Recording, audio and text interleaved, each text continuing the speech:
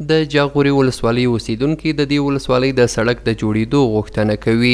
دوی وایي سره له دې چې ډېر کلونه تیر شوي خو دا لاره لا هم خامه پاتې ده او د خلکو د تګ راتګ پر وړاندې یې ګڼې ستونزې پیدا کړي دي.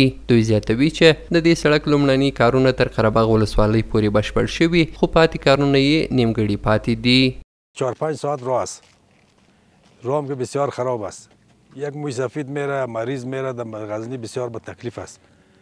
راه سراشیبی زیاد داره، برادر کرکوری زیاد داره، جر زیاد داره، مردم بسیار با تکلیف است. ما از دولت امارت اسلامی خواهشمندیم، تقاضانیم برادر جان عزیز که غم از این مردم، به درد از این مردم رسیدگی کنه. مثلا اگر امکانش هست میره جور کنه. راه همه مردم رفت آمد که بسیار کدیکوری است ولی راه ها بسیار خراب است. ان شاء الله خاص از ما از دولت همی است که ان شاء الله به زودترین وقت ان شاء الله راه درست شد.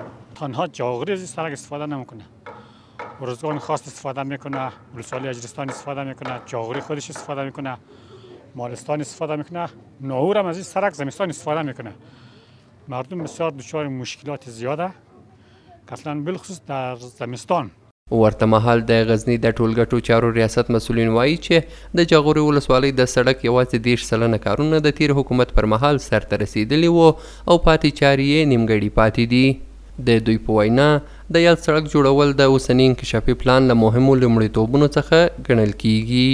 د جاغوري ولسوالۍ په دې کې 2 مسیره دي. یو مسیر دغه د قرهباغ مسیر دی چې په هغه کې د جمهوریت په وخت کې تقریبا 10% کار د سړک سوی و چې هغه شرکت والا بیا تللی ده او البته د هغه شرکت تمویل کوونکی هم بانک جهاني ول چې هغه وروسته له فتح نه بیا نه دی راغلی. سږ ژمي کې یو هیئت راغی، یو بررسي یې وکړه د څومره کار کړی دی څومره یې پاته ده.